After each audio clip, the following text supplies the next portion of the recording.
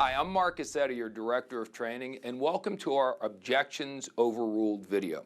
I can't wait to, in a little while, get to why we called Objections Overruled, but I think once we do, you're going to really enjoy that. But for now, let me just start off by sharing with you. I know a lot of you have never really been involved in selling before, and the concept of overcoming objections might be a little bit intimidating to you, so let's just roll back for a minute. I've been at this point in my life involved in direct selling and network marketing for over 30 years. So I've been in people's homes and I know exactly what it is you're going to be going through. So here's the simple process. You do a presentation. At the end of the presentation, you ask the person to either buy the product, get enrolled in your business, or perhaps do both.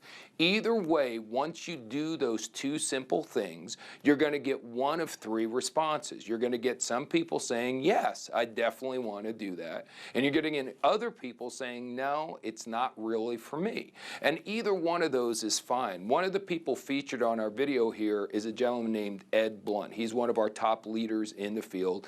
And I love the way Ed positions it. He says, all we're really doing here is collecting decisions. And ultimately, it's easiest when it's just a yes or a no. I mean, I know we don't want the no's, but no's are inevitable. There's never been anybody selling any product at any price that was so spectacular that someone wasn't saying no to them on a regular basis. The key is not to take the no's personally. If you come to our live trainings, we will eventually really get you to where the no's don't bother you at all. A lot of people now are excited about getting no's because they know it puts it a lot closer to a yes for them. But anyway, let's just get back to the point. You get three responses: a clear yes, a clear no, or in many situations, you're not going to get either one. You're going to get what we refer to as an objection.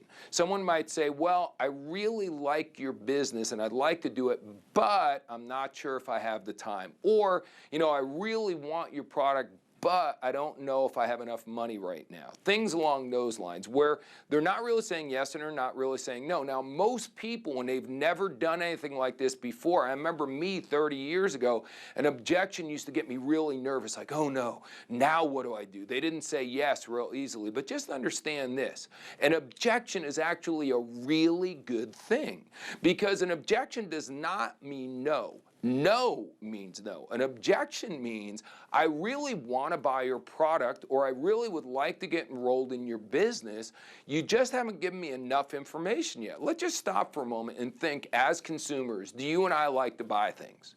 Of course we do. It's fun to buy things, especially exciting things like travel. Our membership is a fun, exciting thing for people to purchase. As far as the business opportunity goes, so many people, when they make their New Year's resolutions, probably the biggest New Year resolution is to make more money the following year. But most people can't storm into their boss and say, hey, I want you to give me more money because I made a resolution. A lot of people in this day and age are looking for an alternative source of income, which is ideal for what we're doing here in our business. So a lot of people want to buy what World Ventures is offering, but if they're giving you an objection, it simply means you haven't given them enough information for a clear yes at this point. So relax, don't get depressed, don't get despondent, don't feel like you're losing. Realize this is your indication that you've got to give them even more information, even more enthusiasm, so we can push them over the edge and we can get them to that yes, which is obviously ultimately where we'd like for them to go. Hear ye, the Honorable Judge Marc presiding. Now, I'm not really a judge, and I'm sure you're not either. But the bottom line is, what if in your mind you adopted that kind of posture when someone was giving you an objection? I heard a long time ago that life is 95% mental, and the other 5% is all in your head. If when someone gives you an objection, you get nervous and start going, oh my gosh, I don't know what to say, and you feel in a way that they're totally in control and you have no ability to correct the situation, that's not the posture of a leader, and no one's going to want to follow you. On the other hand, what if you looked at yourself as a judge? Think of a courtroom for a minute. The bottom line is the judge sits behind the bench.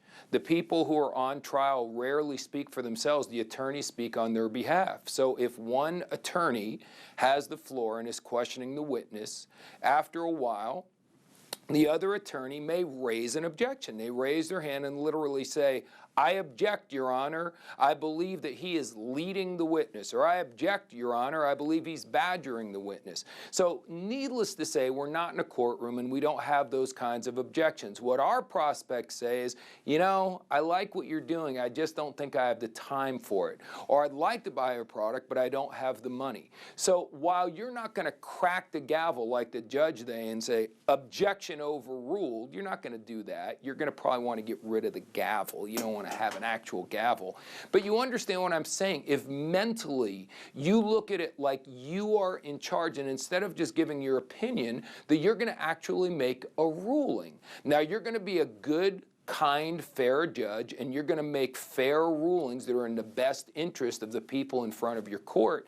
But when someone comes in and they say, yes, I really do want to change my life, I really do want to do this business, I'm really ready for a change, but then they still have some kind of an objection, if you can make a ruling that overrules that objection and helps them get started in the business, you're actually helping them, because all judges really deep down inside want to help the people who come into their courtroom. On the other hand, sometimes as a very honest judge, you may listen to all the arguments, so to speak, and say, you know what, I really don't think this business is for you, or I don't think that buying our product right now is the best thing. You always want to do the right thing, and as a judge, the most important thing you could possibly do is listen. But the reason I'm giving you this analogy, and the reason why we call this objection overruled, is because we know and you know that objections can indeed be overruled, but it's all about your posturing. I can't imagine ever seeing a judge that when one of the attorneys raised an objection, the judge went, that's a good, gosh, what should I do? That is a good objection. What do you think? Come on. A judge, no matter what, is always in control. They know the law. They know the subject matter upside down and backwards. So the bottom line is when someone says what they say, they immediately, without any hesitation, say objection overruled for this reason, or they allow the objection. That's all I'm sharing for you to do. When you watch these top field leaders, notice their posture. More than anything, rewatch this video again and again and again, and notice how they are not nervous. They're not freaking out when they get an objection. They understand, just like I shared with you in the beginning, an objection is a good thing. It's a request for more information. And also understand that they know that they have the power to make a ruling, and that they believe in our company and our products so much, and they know this. People are going to spend money. Come on, everyone spends money, and a lot of people waste money, and they believe in our product enough, like I do, that when someone's on the fence and has an objection, I'm going to tell them they should buy our product, because I know in my heart it's going to be one of the best purchases they make value-wise all year long. And I believe, like the people on the video you're going to see do, that this is a great business. The people on this video have all done very well financially with World Ventures, so they really believe in their heart that when they share the opportunity with someone, they're doing a really good thing. So belief and sincerity is a really big part of this. Notice a lot of what they're doing here is just really telling their own story to the potential prospects to help get them over the hump. And remember, a lot of people want to buy your product. A lot of people want to do the business. An objection is just a request for more information. So relax, take the posture of a judge, and remember, after watching these people perform, that you can overrule any objection anytime, if indeed that's the right thing to do. Now, we're almost ready to get to the heart and soul of this video, which is some of our top people from all over the world answering the objections that you're hearing every day and doing it in a really powerful way. See, again, in the beginning, these can be really overwhelming and nerve-wracking, but these people have heard these objections so many times. You'll see when they answer them so relaxed and so easily, because they've heard it again and again and again. They know exactly what to say to get a lot of people from this maybe I'm on the fence area to the yes category, which is obviously where we'd like to get them. But even though I'm saying that, remember, there's no answer to an objection that works every time. And many times the way we look at this is we're just collecting decisions. We say we're sorting, we're not really selling. We're sharing, we're not really selling. Now, the anatomy of answering objection is very simple. It's a very, very simple process. First of all, you want to listen to what the person says in their entirety. Secondly, you want to agree with them. Okay, whenever you argue with the customer is always right. Whenever you argue with the customer, you lose. So you listen, you agree, then you give them a different way of looking at what the basic objection is, and then last but not least, you re-ask for the order. Okay, now when we film this, this is one of those things that kind of happened by mistake. I know sometimes you read about a brilliant scientific discovery, they were looking for this and then discovered that by mistake. I had some of these folks coming into the studio to film for us, and what happened was when they were in there, as they were doing different things, I heard them answering different objections, and I said, man, we have got to just grab some of this on film. So some of this we ended up splicing in the other people, as you'll see here, to do the role playing with them after the fact. So some of them don't ask for the order at the end. Don't let that throw you off. The bottom line is these folks, these ladies and gentlemen, are exceptionally good at what they're doing. You're going to really enjoy this information, and I will be back numerous times throughout the rest of the video, putting everything on pause and coming in and explaining what they just did and why it's so important, so you understand the key, most important things you could possibly do to become great at answering objections. So that's really all we've got. Again, we are going to be the most trusted company. We're going to do everything the right way. We're going to treat people the way they want to be treated. We're going to be in charge. We're going to have the right posture. We're going to be the judge and make a ruling. And we're just going to relax and have fun and collect some decisions. So with all that being said, let's go to the video now and hear what some of the people just like you, the best people, are field leaders. Let's hear how they handle the objections and overrule them.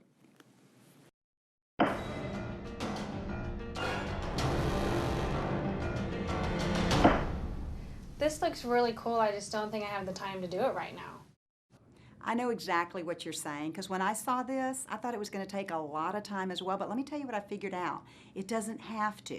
Let me ask you, how many hours do you have in a given week to build a big income business?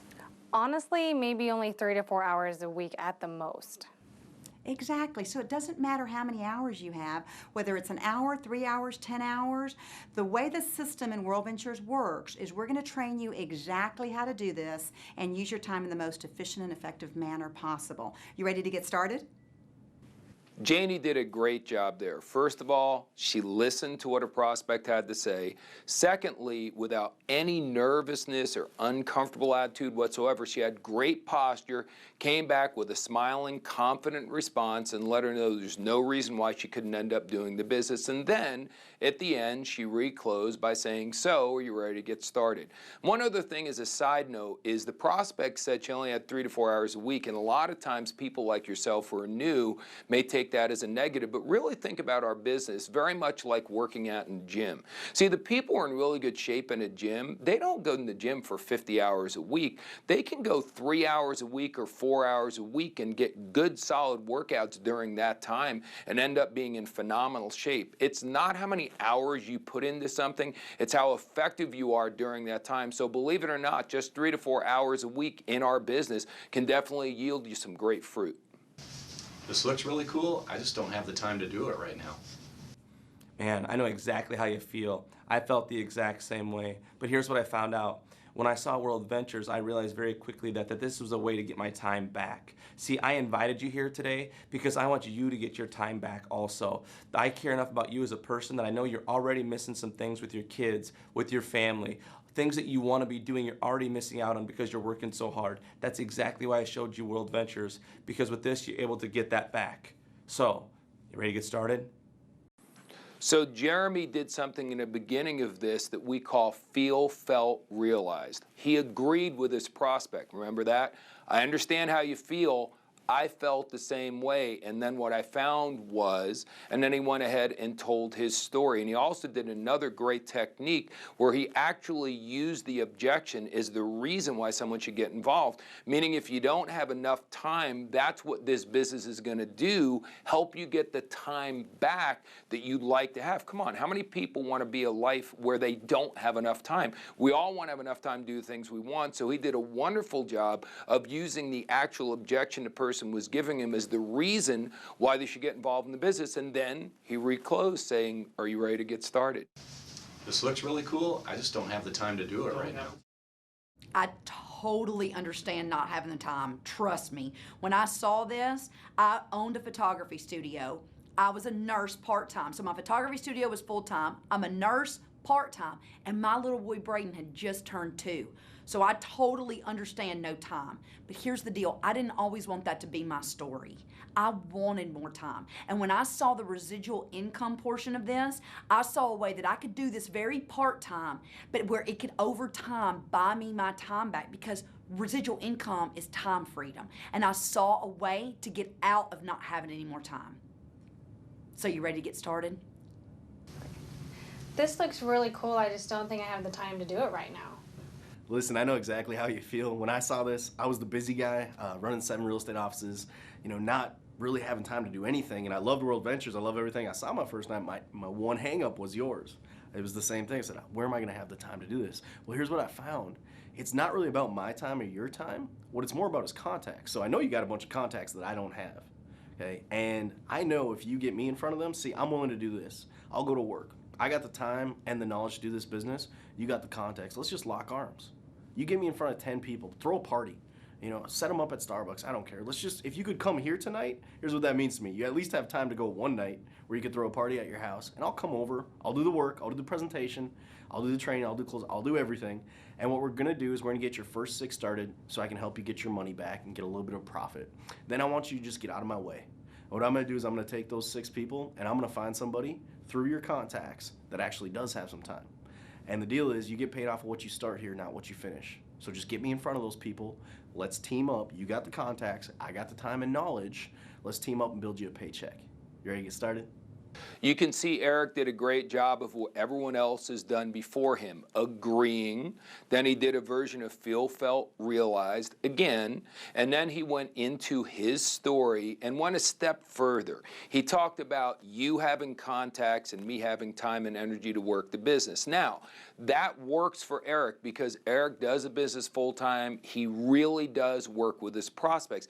Needless to say, if you're in a situation where you weren't going to support someone and work with them like Eric is in this situation, then you probably wouldn't lean towards answering it the way he's doing it here. However, if you're into this and you're working hard and you are doing lots of presentations and you can look your prospect in the eye and know that you're going to be there to support them, and all they have to do is invite and you'll present, enroll, train, and do the rest of the work, and then dig within their group and help find the excited people and work with them as well. If you're going to follow through with everything Eric's talking about, then this is a phenomenal way to answer that objection. But we really believe in under-promise and over-deliver. You never want to over-promise and then under-deliver. I know Eric, and he always over-delivers on everything he's talking about. So again, what he's saying here is totally authentic for him, and if that would be true of you, then again, this is a tremendous way to handle things. And remember, at the end, he once again said, so are you ready to get started? He's just doing the 4-step process. You listen, you agree, you give them a different way of looking at it, and then you reclose your prospect.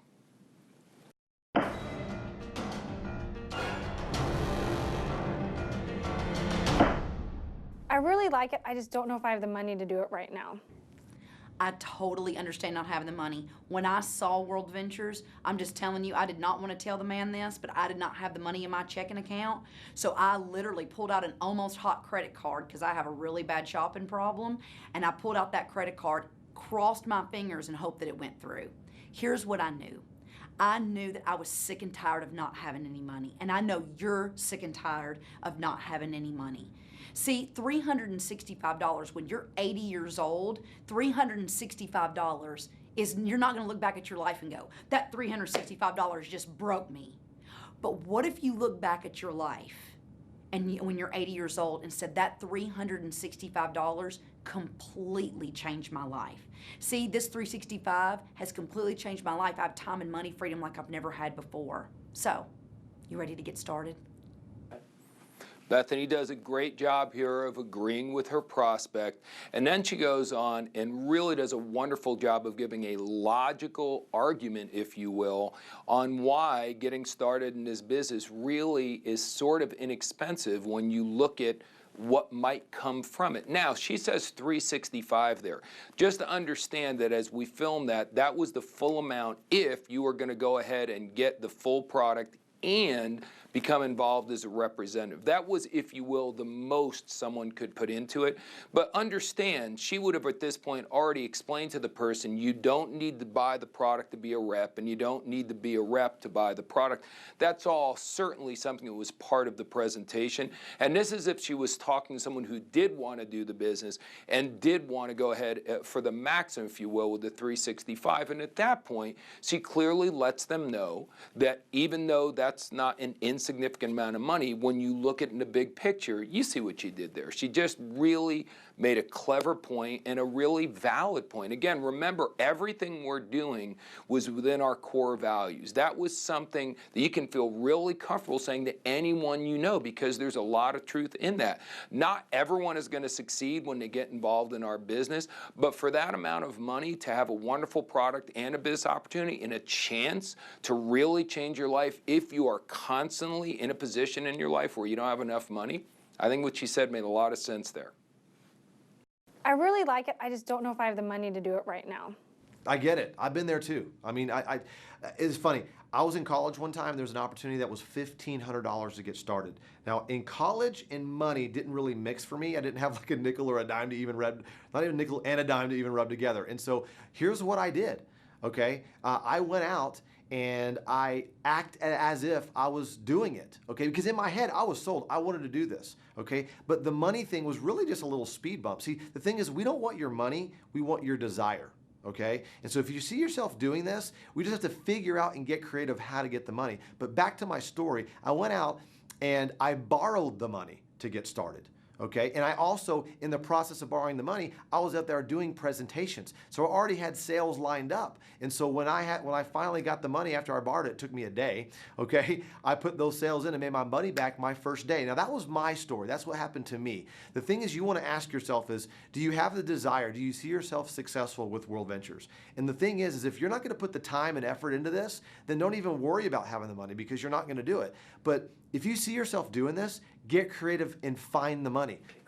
Jefferson does a lot of things great here on this clip. He obviously tells his story, and what he does that I really like in particular here is he really qualifies this prospect. If you're not, we want your desire. If you're not really excited about this, then there's no point in getting the money, certainly to do the business. Maybe you'd still get the money to buy the product, but if you're not really excited about the product, you probably shouldn't do that either. I love the fact that he's making it clear that if you're not excited, let's not even talk about this, but if you are passionate about it, then maybe like in his situation telling his story, then maybe like me, you should do what I did and figure out a way to get your hands on the money so you can take advantage of the opportunity. He states your life depends on it. Well, maybe he's saying that because I know Jefferson before network marketing and after network marketing, and his life is dramatically different. So I think you can see why he's so passionate about overcoming this objection. Where would he be if he had let that stop him so many years ago? I really like it. I just don't know if I have the money to do it right now. Yeah, man, how does it feel to say that? Not so good, right? When I saw this for the very, very first time, I didn't have the money either. I'm not proud of that, but I didn't have the money either. But I knew one very simple thing. If I didn't figure out how to change my life, I was always going to continue to have what I always had. So what I had to do is I had to do something different. I had to figure it out. I personally had to put it on a credit card. And because of that, my life has changed dramatically. Because I made that one decision in time, that one decision on that one day when someone decided to show me World Ventures, I thought differently. See, my whole life I'd been saying things like, I don't have the money. And so I kept not getting money. But that one day I saw World Ventures, everything changed. I decided that day that I was going to figure out how to get the money. So I'll challenge you. Is this that day for you? And if it is that day for you, maybe that day is today where your life can be different also. So again, do you want to go ahead and make that change? Do you want to go ahead and bet on yourself today like I did? You ready to get started? Go ahead. By now, I'm sure you're starting to realize that a lot of these answers are pretty doggone repetitive, which is a good thing. They're following the formula I shared with you earlier, and a lot of the way these people are handling objections very effectively is they're simply telling their story. All Jeremy did there is tell his true, honest story of how he got involved. And at the end, he's just being maybe a little bit more assertive than a new person might be by saying, so, are you ready for this to be your day? But again, there's nothing pushy about what he's doing. He's simply calling someone to action. He's saying, it worked for me. Are you ready to make a change in your life? Hopefully, you'll easily see that by the time you're done with this video and you've watched these again and again and again, that that's the posture we're talking about. The posture of someone who knows that what you're sharing with someone is really a great opportunity for them. The product is a really valuable product for them. So you'll feel comfortable calling people to action, knowing that it's some of the best money they're going to spend all year long. Hey, I really like it, but I just don't have the money to do it right now. Yeah, I understand how you feel. You know, times are tough. I don't think it does either of us any good if I sit here and sugarcoat it for you. To me, we live in America, and this is the wealthiest country there's ever been. And as an adult, if you don't have $365, you're telling me that you haven't been able to save 4 quarters a day for the last year of your life. This is what I know. If you want to keep that lifestyle, you can keep it. But if you want something different, let's do something different, man. I'm throwing you a life raft right now. I'm willing to go to work for free with you and for you to help you build a paycheck and help you change that lifestyle. So if you don't have the money right now, we'll figure it out. I know there's some way. Don't think of all the reasons why you can't come up with the money. Let's together think of some reasons how you can. But this is what I know. If you and I team up, we can get you out of that situation. So $365 is never an issue for you ever again. You ready to get started and come with me? I love the way Eric is very direct and honest in his approach here. He even says he's not going to sugarcoat it, but by basically saying by not having $365, there's 365 days in a year, that you haven't been able to save 4 quarters a day for the last year, that's just a really good way to get people to understand maybe that what they're doing, their plan A, isn't working as well as they want to, and therefore if they want things to change, perhaps they need to think a little bit differently. I think he did a wonderful job with that, and again, as I shared with Eric's earlier commentary, he is telling people, if you figure out a way to get started, I'm going to be here to help you. Again, if you're not working the business more than a couple hours a week and you can't help the people you get on your team that way, don't say those kinds of things. We never want to overpromise. But if you are working the business and you are going to be able to help your team members, then it's a good thing to let them know you're going to be there for them, make them a lot more comfortable, figure out a way to make this happen.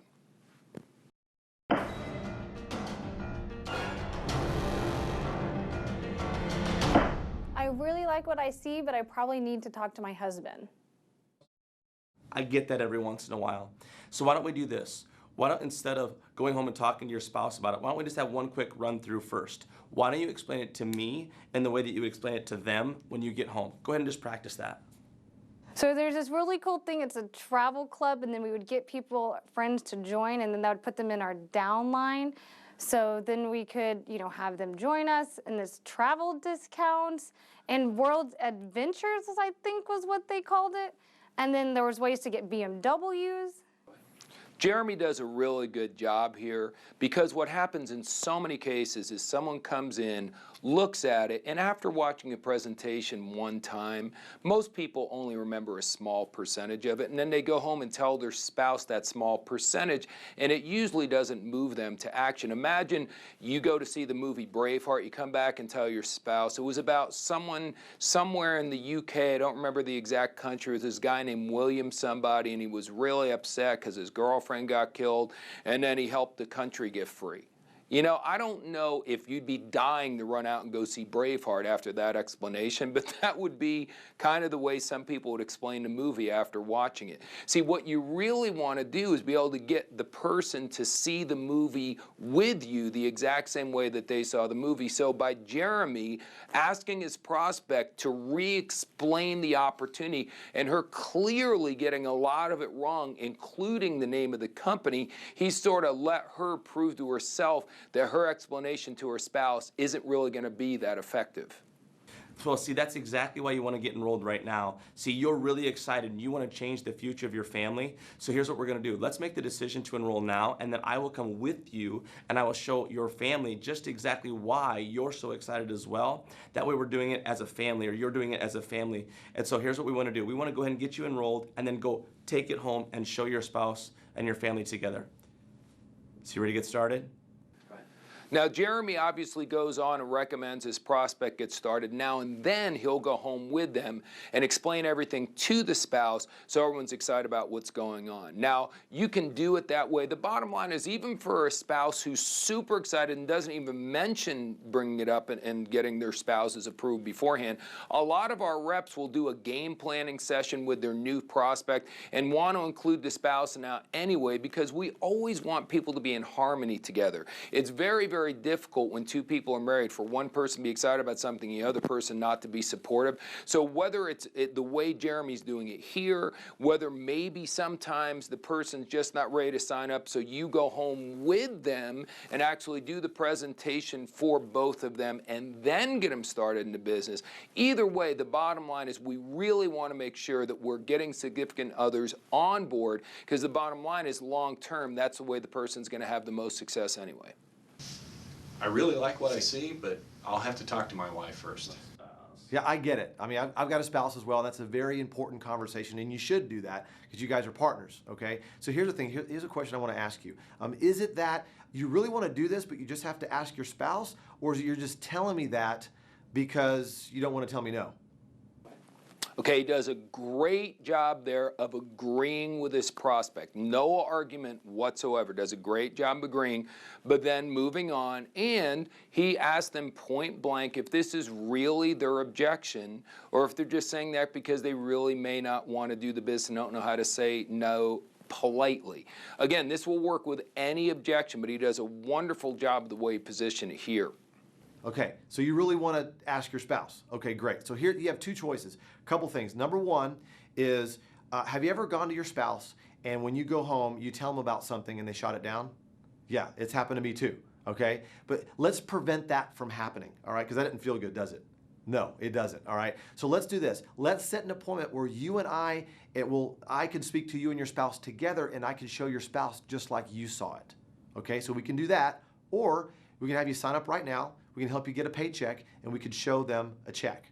So it's up to you. We can either show them a check, or we can set an appointment right now so we can go talk to your spouse. And this is probably the ultimate way to handle this objection, where you give them really a choice. Do you want to get signed up right now, get things going, and then go show your spouse how great the business is? Or would you rather that we just stop right now? I go with you and do the presentation with you for your spouse. As Jeremy showed us in an earlier illustration, a lot of times if they go home without you and try to do the presentation without you, they leave so much out, it just really doesn't work at all. So Jefferson does a great job here, and there's nothing pressure-packed about this, and he's not forcing anyone to make a decision or uncomfortable making. Either make the decision to buy now, or let me go with you and let's do this the right way. Really great job what he does here handling this objection.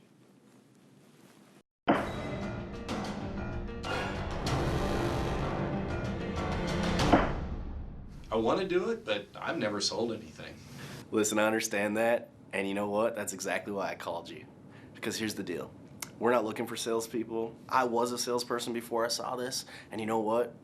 You can be successful in this as a salesperson, but honestly, most of the time, salespeople are not very good at this business because this isn't sales, this is sorting. And to me, if I had 100 salespeople or 100 teachers to work World Ventures with, I'm picking 100 school teachers every time. Because this is a relationship business. And the slimy salesperson doesn't do well in World Ventures. The people that do well are the trustworthy people. See, if you're never a salesperson, here's what I know. You've never asked your friends to join anything. Your friends, when you call them and say, hey, come over, they're gonna come over and they're actually gonna see it. And your friends trust you and respect your opinion because of that. So this is what I know. If you're worried about doing the presentation, and you're worried about doing that side of it, I'm gonna be with you every step of the way to help you do some of the salesy side of the business. Just let me do that stuff. What you need to do is just focus on inviting. So you're not a salesperson, but I do know this. You can get a room full of people to show up. And if you get a room full of people to show up, we team up, lock arms, and I take care of everything else. You ready to get started? Eric does a great job here of really nailing it on the head by saying, look, we're really not looking for salespeople. We don't want necessarily people with previous sales experience, because a lot of times that aggressiveness or that pushiness is not what we're looking for.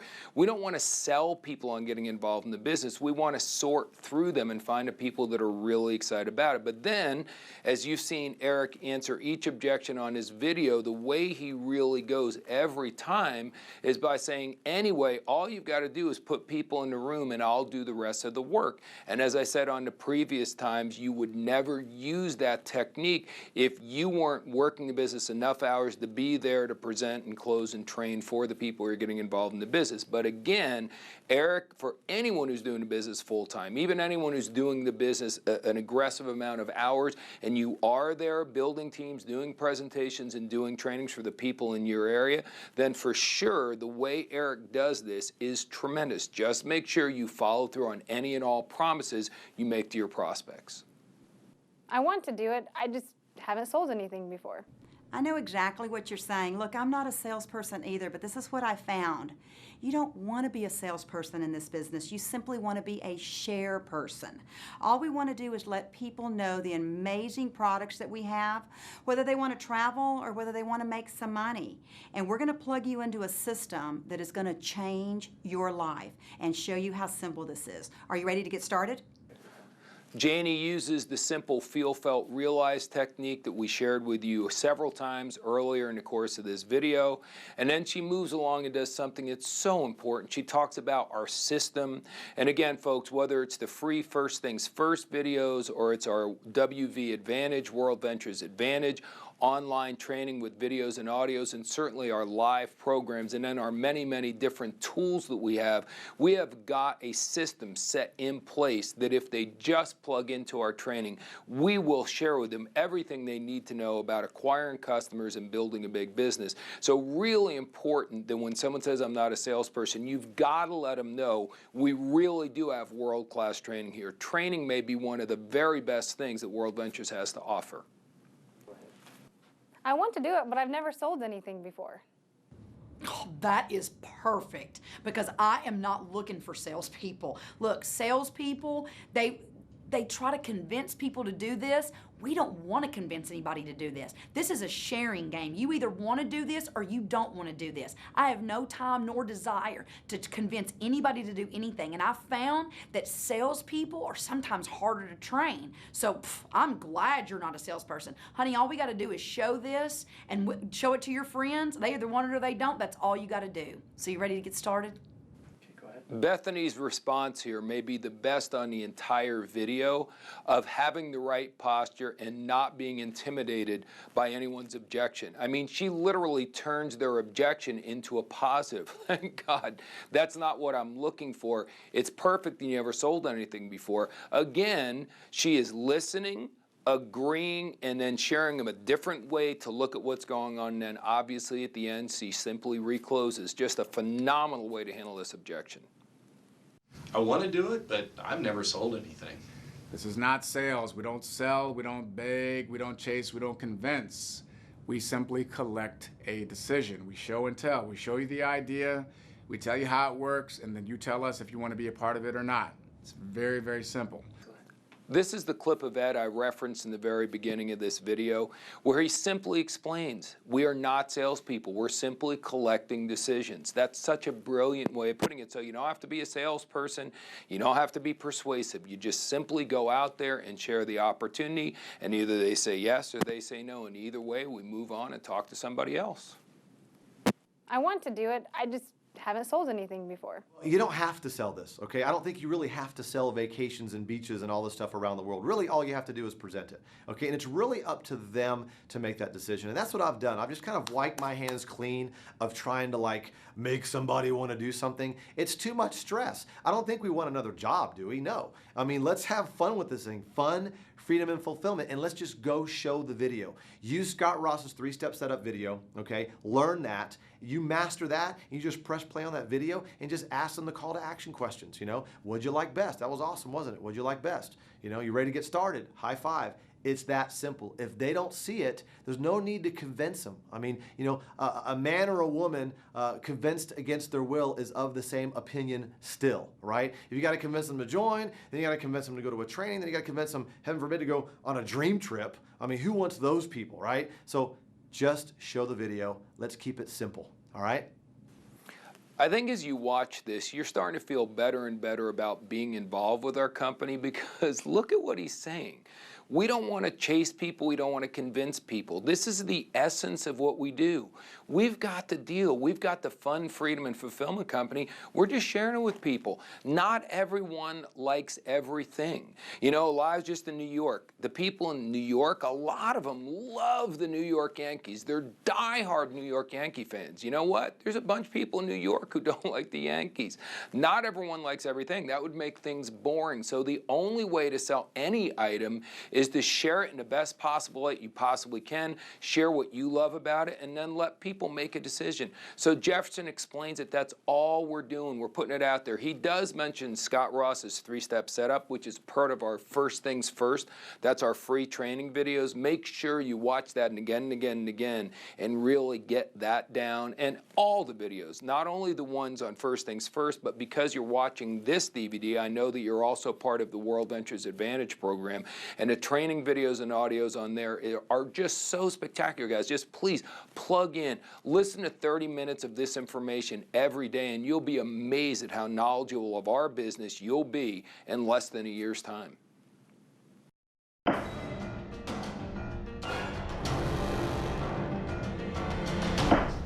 It looks pretty good, but is this one of those pyramid things?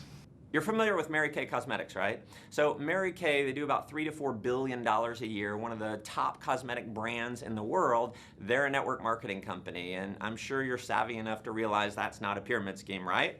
Okay, well, World Ventures, we're like the Mary Kay of travel. We're the largest network marketing travel company in the world. So not at all. You ready to get started?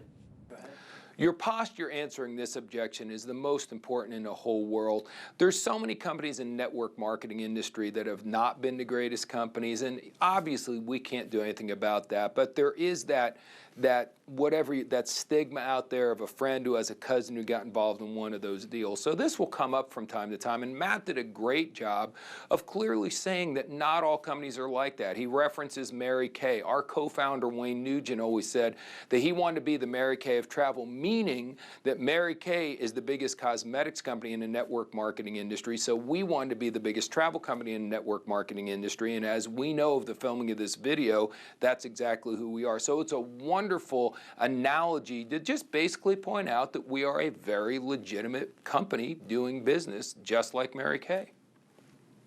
It looks really good, but is this one of those pyramid schemes?